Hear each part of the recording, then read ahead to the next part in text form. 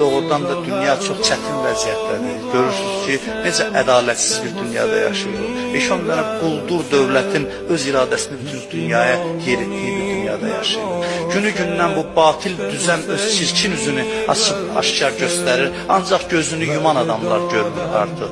Bu düzən bütün çirkabını üzə çıxardır və bizə müjdə veriblər ki, dünyanın sonuna bir gün qalsa belə Allah o gün o qədər uzadar ki, Peyğəmbərin sonumuzu övladı zuhur eləsin və bu bir real tarixi prosesin real sonluğudur.